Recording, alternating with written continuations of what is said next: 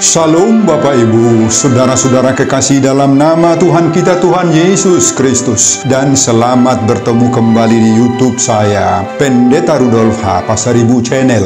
Dengan dan lewat channel ini saya komit untuk senantiasa menyebarkan pengajaran firman Tuhan. Karena saya percaya berlandaskan Yesaya pasal 55 ayat 11, bahwa firman Tuhan yang saya dan Bapak Ibu, saudara-saudara semuanya juga ikut sebar lewat apapun, termasuk lewat video ini, tidak akan kembali dengan sia-sia, tetapi akan bekerja sendiri lewat kuasa dan berkat urapan Roh Kudus. Mari Bapak Ibu, saya ajak semuanya untuk membantu saya menyebarkan pengajaran firman Tuhan, khotbah di pertanggungan minggu ke-9 sesudah Trinitatis 6 Agustus 2023. Terambil dari kitab Pengkhotbah pasal 3 ayat 11 sampai dengan 15. Dan bacaan dari Injil Matius pasal 14 ayat 13 sampai 21. Diikat oleh topik atau tema, makanan dan minuman adalah pemberian Allah. Dalam bahasa Batak Toba dituliskan, si lehon-lehon ni debata doho si panganon dohot si inumon. Saya baca untuk kita, simaklah pembacaan firman Tuhan berikut ini. Judul Pengkhotbah pasal 3 ayat 1 sampai 15 adalah untuk segala sesuatu ada waktunya. Dan khotbah kita dari ayat 11 sampai dengan ayat 15. Ia membuat segala sesuatu indah pada waktunya, bahkan ia memberikan kekekalan dalam hati mereka. Tetapi manusia tidak dapat menyelami pekerjaan yang dilakukan Allah dari awal sampai akhir. Aku tahu bahwa untuk mereka tak ada yang lebih baik daripada bersuka-suka dan menikmati kesenangan dalam hidup mereka. Dan bahwa setiap orang dapat makan, minum, dan menikmati kesenangan dalam segala jerih payahnya, itu juga adalah pemberian Allah. Aku tahu bahwa segala sesuatu yang dilakukan Allah akan tetap ada untuk selamanya. Itu tak dapat ditambah dan tak dapat dikurangi. Allah berbuat demikian supaya manusia takut akan Dia. Yang sekarang ada, dulu sudah ada, dan yang akan ada, sudah lama ada, dan Allah mencari yang sudah lalu. Bapak, Ibu, dan saudara-saudara, demikianlah nats khotbah kita di pertanggungan minggu ke-9 sesudah Trinitatis 6 Agustus 2023. Dihubungkan dengan topik atau tema minggu, makanan dan minuman adalah pemberian Allah. Si lehon-lehon ni debatado, si panganon dohot si inumon. Saudara, kitab Pengkhotbah ditulis seorang raja bermukim di Yerusalem. Demikian menurut pasal 1 ayat 12. Di sana ditulis, aku pengkhotbah adalah raja atas Israel di Yerusalem. Dia bukan sembarang raja. Dia adalah seorang raja yang sangat berhikmat dan memiliki banyak sekali ilmu pengetahuan dan menulis amsal-amsal. Itu kita temukan pada pasal 12 ayat 9. Siapa orangnya? Oh, siapa lagi kalau bukan raja yang ternama di Israel, Salomo atau Sulaiman. Saudara, dalam khotbah-khotbah yang dia tuangkan di kitab Pengkhotbah ini, Raja Salomo atau Sulaiman mengajarkan kesadaran baru bagi pembacanya bahwa segala sesuatu akan berakhir. Segala sesuatu adalah angin lalu saja dan kesia-siaan belaka. Tetapi di balik semuanya itu, pengkhotbah ini juga di akhir buku ini menyaksikan suatu hal yang sangat bernilai tinggi, yakni takutlah akan Allah dan berpeganglah pada perintah-perintahnya, karena ini adalah kewajiban setiap orang. Pengkhotbah 12 ayat 13. Saudara, buku Pengkhotbah ini sering dibaca pada pesta Hari Raya Pondok Daun. Dalam bahasa Batak Toba disebutkan pesta parlape-lapean orang Yahudi. Pesta ini merupakan salah satu dari beberapa pesta besar bagi orang Yahudi. Pesta ini selalu dirayakan untuk mengingat bagaimana tangan Tuhan memelihara bangsa Israel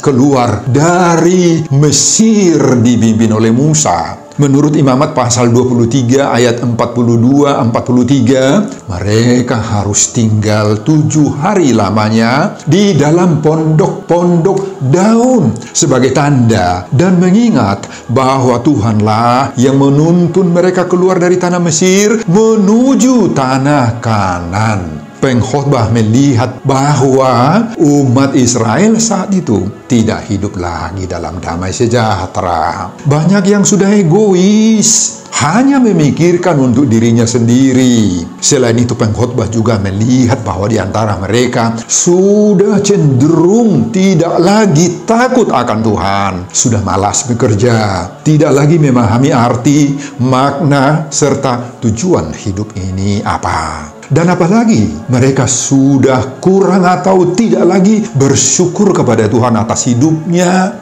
tidak lagi menghargai hidupnya, tidak menghargai waktu atau kesempatan yang diberikan oleh Tuhan kepada mereka. Saudara, untuk itulah pengkhotbah ini mengajar pendengarnya, mengajar orang Israel, bahkan sekarang mengajar kita sendiri, menyangkut kehidupan manusia yang harus kita ketahui. Dia memberi nasihat kepada orang-orang pandai, orang-orang bijak, dan orang-orang pintar, orang berhikmat. Dia mengajar orang bodoh supaya orang bodoh ini menjadi pandai, menjadi pintar, menjadi berhikmat, dan agar semakin diberkati oleh Tuhan dengan kepandaian, kepintaran, dan ilmu, pengetahuan atau hikmat. Pengkhotbah mengajarkan rahasia bagaimana agar memiliki keterampilan, menguasai ilmu, pengetahuan, bahkan memiliki harta. Bapak, Ibu, dan saudara-saudara, dalam pasal 3, mulai dari ayat 1-10,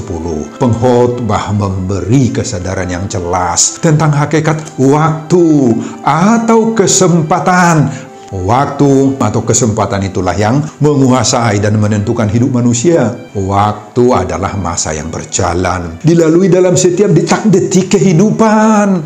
Waktu itu memiliki 3 dimensi. Ada dimensi masa lalu, ada dimensi masa kini, masa sekarang, dan ada dimensi masa depan. Saudara, bagi pengkhotbah, waktu atau kesempatan itu ada awalnya, yakni sejak masa penciptaan Allah. Waktu atau kesempatan itu tidak akan pernah kembali lagi, Bapak Ibu. Dia akan berjalan terus menuju garis akhir, garis finish, yang hanya diketahui oleh Sang Pencipta waktu itu sendiri saja, yakni Tuhan Allah sendiri. Jadi waktu itu adalah pemberian, si lehon-lehon anugerah, kesempatan yang indah, dan hanya terjadi sekali saja. Kalau sudah lewat, tidak akan pernah lagi balik kembali ke kita. Pada ayat 1-10, pengkhotbah menjelaskan bahwa segala sesuatu memiliki waktunya masing-masing. Pada ayat 1 dituliskan, untuk segala sesuatu ada masanya, untuk apapun di bawah langit ada waktunya. Dan selanjutnya, kalau kita amati hingga ayat 10, pengkhotbah menyebut ada 28 peristiwa yang harus dialami, dijalani selama hidup ini. Nah, boleh Anda temukan, baca itu sendiri. Ada 28 kejadian yang harus kita alami, Bapak Ibu. Dimulai dari yang pertama, ada waktu lahir. Dan 4 peristiwa yang terakhir saya sebutkan. Ada waktu mengasihi, ada waktu membenci, ada waktu perang, dan terakhir ada waktu damai.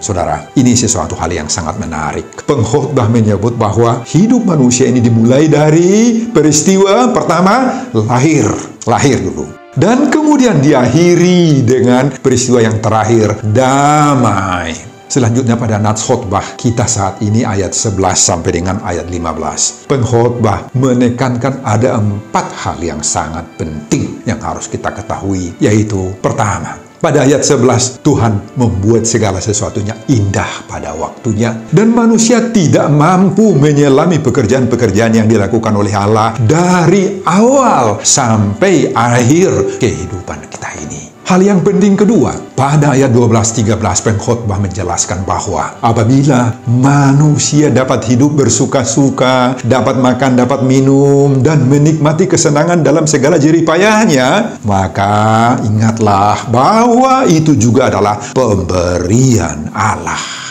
Hal yang ketiga, pada ayat 14 pengkhotbah menegaskan bahwa segala rancangan dan ketetapan Allah tidak dapat ditambah-tambah, tidak dapat dikurang-kurangi. Allah berbuat demikian supaya manusia takut kepada Allah. Yang keempat, pada ayat 15, pengkhotbah juga menegaskan bahwa yang terjadi sekarang sudah pernah terjadi dahulu. Dan yang akan terjadi nanti itu pun sudah pernah dahulu terjadi. Allah selalu memunculkan kembali yang terjadi dahulu itu. Bapak, Ibu, dan Saudara-saudara, seruan topik atau tema minggu ke-9 sesudah Trinitas 6 Agustus 2023, makanan dan minuman adalah pemberian Allah. Percis sekali seperti apa yang diajarkan oleh pengkhotbah dalam nats khotbah kita saat ini. Bapak, Ibu, dan Saudara-saudara, itulah isi keseluruhan khotbah kita di pertanggungan minggu ke-9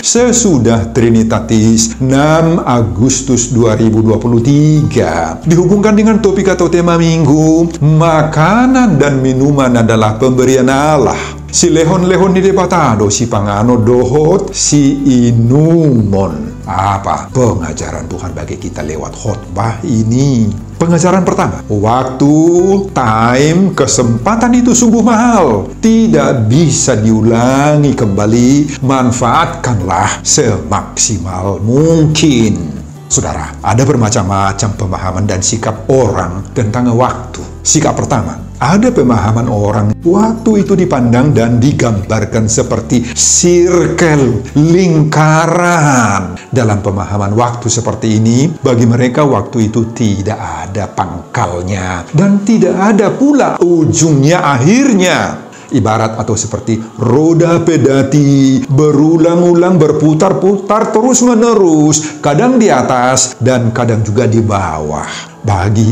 masyarakat yang mengerti waktu seperti ini, maka waktu itu selalu ada, tidak pernah berakhir. Kalau tidak sekarang, masih ada hari esok. Masih ada minggu depan, bulan depan, tahun depan. Mereka tidak pernah merasa kehilangan waktu. Bahkan cenderung tidak perlu mengejar waktu. Toh masih ada hari esok kan? Kata mereka, oh, orang Kristen tidak memiliki pemahaman waktu seperti ini. Pemahaman waktu yang kedua, bahwa waktu itu seperti ombak yang susul menyusul, kadang-kadang timbul, kadang-kadang tenggelam. Waktu dalam pemahaman seperti ini berjalan sedemikian, tidak ada yang mengendalikan. Kita juga orang Kristen tidak berpandangan seperti ini tentang waktu. Waktu dalam hal ini bergantung kepada nasib, situasi, atau bergantung kepada alam, di mana manusia tinggal menerima saja. Kemudian, pandangan ketiga tentang waktu. Waktu menurut iman Kristen, bagaimana? Waktu itu ada awalnya, ada titik pangkalnya, ada titik berangkatnya, yakni masa penciptaan Allah untuk alam semesta dan manusia. Dan itu terus berjalan menuju masa depan, dan disitulah kita sedang berada saat ini, Bapak Ibu. Tidak akan pernah kembali. Waktu itu akan berjalan terus menuju garis akhir, menuju garis finish, yang hanya diketahui oleh Sang Pencipta waktu itu sendiri saja, yakni Tuhan Allah sendiri. Inilah pemahaman kita orang Kristen tentang waktu. Jadi Bapak, Ibu, dan Saudara-saudara, waktu itu adalah pemberian, cilehon-lehon, anugerah kesempatan yang hanya terjadi sekali saja. Kalau sudah lewat, tidak akan pernah datang atau balik kembali. Saudara, penjelasan firman Tuhan ini mengingatkan kita saat ini bahwa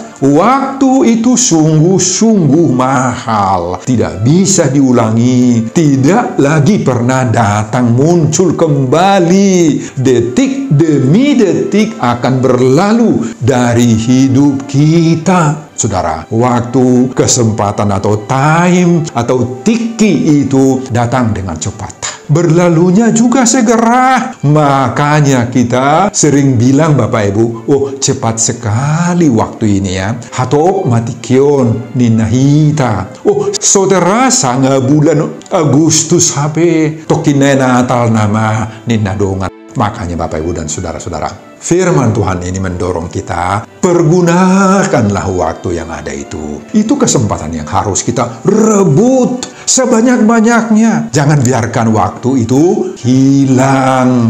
Dalam bahasa Yunani atau Gerika disebut kairos. Kesempatan yang pernah dan hanya terjadi sekali dan tidak akan pernah kembali lagi. Misalnya detik sekarang, minut sekarang ini hanya terjadi sekali saja. Karena 5 detik, 5 minut lagi sudah berbeda dengan detik yang sekarang. Dia hanya datang sekali dan sesudah itu ia tidak muncul lagi. Oleh karena itu jika ia datang, pakailah, manfaatkanlah, ambillah, hargailah. Jangan sampai dia pergi berlalu. Ia tidak dihargai, dipakai, dimanfaatkan, sayang sekali. Itu sebabnya pengkhotbah ini pada ayat 1 menegaskan, untuk segala sesuatu ada masanya. Saudara, inilah yang harus kita rebut, yakni masanya itu. Kesempatan yang hanya datang sekali saja itu. Jangan biarkan dia hilang. Jangan biarkan si waktu itu terbang lari dari genggamanmu. Jangan lupa Tuhan si pemberi waktu itu. Ingatlah, makanan dan minuman adalah pemberian Allah. Si lehon-lehon ini patado si pangano dohot si inumon, sebagaimana topik minggu ke-9 sesudah Trinitatis. Amin Bapak Ibu.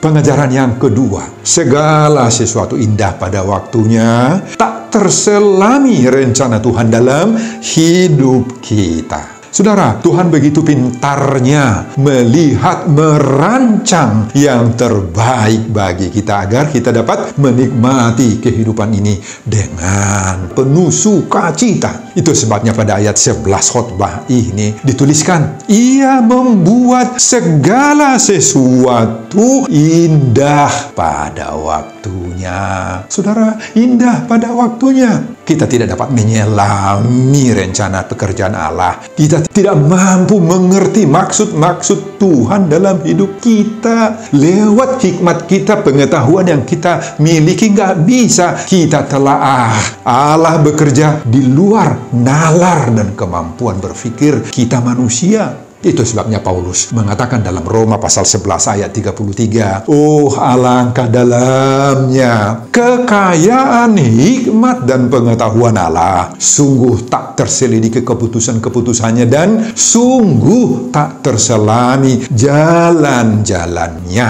Apa yang dapat kita lakukan dan rancang saat ini itu memiliki keterbatasan-keterbatasan dalam diri kita. Satu-satunya yang dapat kita lakukan adalah harus menyesuaikan diri, rencana program kehendak kita dengan rencana program Allah dalam diri kita. Namun, apapun yang dirancang dan dijalankan, diizinkan oleh Tuhan terjadi dalam hidup kita ini, ingatlah bahwa Ia membuat segala sesuatu indah pada waktunya. Percayai hal ini Bapak Ibu, Ia membuat segala sesuatu indah pada waktunya. Saudara, kalau saat ini kamu menghadapi tantangan, kesulitan, pergumulan, atau berbagai-bagai masalah, dan keadaan seperti itu akan tetap saja terjadi di dalam diri kita. Tuhan tidak pernah menjanjikan hidup yang tanpa kesulitan, tanpa tantangan. Tuhan tidak pernah menjanjikan langit itu selalu biru tanpa awan gelap. Tuhan tidak pernah menjanjikan jalan kehidupan yang selalu mulus-mulus saja saja, enak-enak saja, penuh dengan bunga-bunga indah dalam hidup kita. Yang Tuhan janjikan adalah bahwa Dia, Tuhan itu tidak akan pernah meninggalkan kita di saat kita menghadapi berbagai-bagai lika-liku kehidupan kita ini. Tuhan berjanji bahwa Dia akan selalu menyertai kita dalam setiap musim kehidupan kita ini. Oleh karena itu, jangan pernah Bapak Ibu dan saudara-saudaraku putus asa. Meski ada hal-hal yang tidak menyenangkan hatimu saat ini,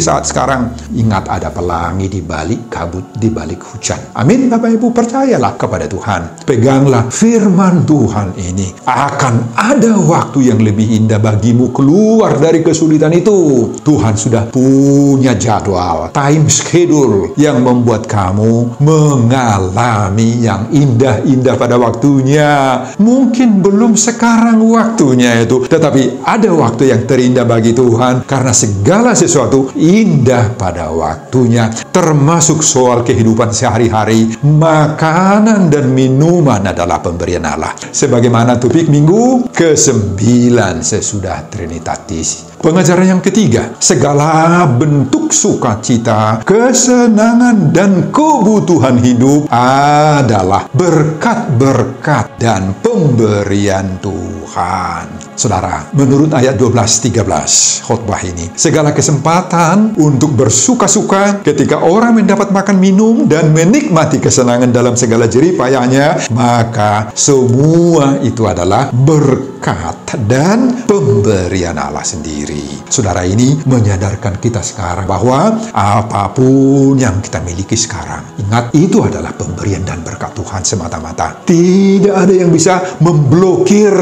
berkat-berkat Tuhan. Kalau Tuhan sudah menjanjikannya kepada kita, nggak bisa diblokir atau dihalang-halangi oleh orang-orang lain. Oleh karena itu Bapak Ibu, jangan pernah ada di antara kita yang mau menyombongkan apapun yang dia miliki, baik itu berupa harta, ilmu pengetahuan, talenta-talenta, dan kesempatan yang dia miliki untuk bersenang-senang dalam hidup ini. Sebaliknya, pakailah segala berkat-berkat yang kita miliki itu untuk menyenangkan hati Tuhan dan menjadi berkat bagi sesama kita. Berikanlah waktumu bagi Tuhan. Kalau ada kesempatan bagimu untuk melayani di gereja, melayanilah dengan segala sukacita dan kemampuan yang ada padamu. Kalau ada yang perlu ditolong, tolonglah mereka. Gunakanlah kemampuanmu, berkat-berkat yang ada padamu, milikmu, untuk memberi sukacita kesenangan bagi orang lain juga, agar mereka menikmati hidup ini. Mereka bisa makan, bisa minum, serta merasa sukacita. Sekali lagi ingat, makanan dan minuman itu adalah pemberian daripada Tuhan. Si lehon-lehon ini dibatado, si panganodot, si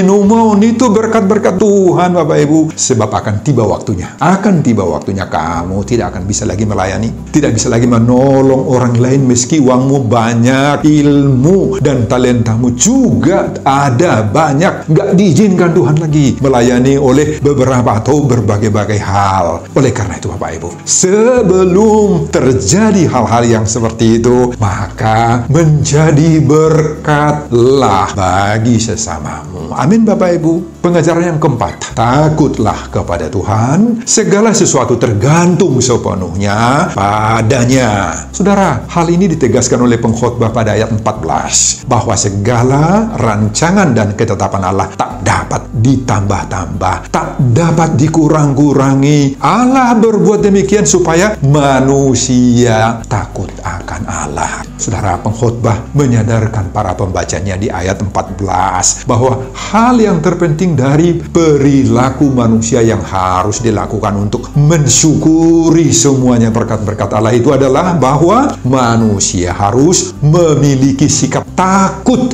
akan Allah. Saudara, sikap takut akan Allah di sini didasari oleh sikap hormat kepada keagungan Allah itu.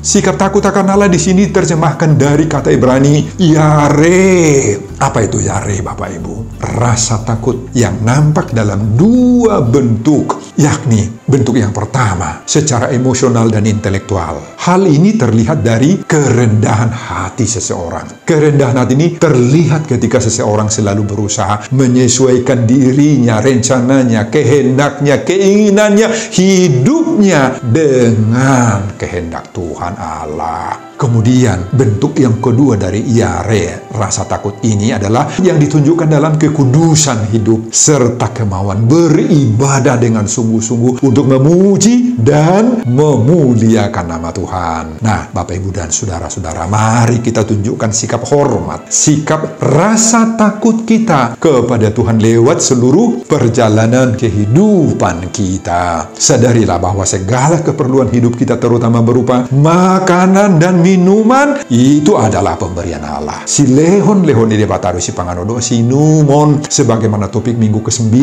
sesudah Trinitatis 6 Agustus 2023. Marilah kita syukuri segala berkat yang diberikan oleh Tuhan bagi kita sebagai respons kita atas berkat-berkat Tuhan yang kita sudah terima. Amin, Bapak Ibu. Sebelum saya mengakhiri khotbah ini, kembali saya mengajak Bapak, Ibu, dan saudara-saudara untuk membantu saya menyebarkan firman Tuhan. Khotbah di pertanggungan minggu ke-9 sesudah Trinitatis 6 Agustus 2023 dari Pengkhotbah pasal 3 ayat 11-15 ini, agar semakin banyak orang yang percaya bahwa makanan dan minuman adalah pemberian Allah. Si lehon-lehon ide batado si panganodoh si numon termotivasi lewat khotbah ini. Simak juga video-video khotbah saya yang lain agar Bapak, Ibu, dan saudara-saudara memiliki sentuhan dan pemahaman rohani yang semakin diperkaya. Buka di YouTube saya, Pendeta Rudolf H. Pasaribu Channel. Selamat mengikuti ibadah pertanggungan minggu ke-9 sesudah Trinitatis buat kita semuanya. Tuhan Yesus memberkati kita. Shalom Horas. Amin. Bapak, terima kasih untuk firman-Mu yang indah yang Kau berikan kepada kami saat ini. Oh Tuhan, Engkau yang mengizinkan hidup kami bisa melewati hari-hari atau waktu yang Engkau berikan pada kami. Kesempatan untuk hidup ini adalah berkat-berkat-Mu. Biarlah kami, Tuhan, menjadi berkat selama hidup yang Engkau izinkan bagi kami. Biarlah kami menunjukkan rasa takut kami kepadamu lewat ibadah-ibadah dan pekerjaan perbuatan baik. Berkatilah setiap pendengar khotbah ini agar dapat mengaplikasikan di dalam kehidupan mereka masing-masing. Hamba-Mu juga berkati dalam mempersiapkan khotbah-khotbah berikutnya, dan semuanya ini saya peruntukkan demi kemuliaan hormat bagi nama Tuhan. Amin.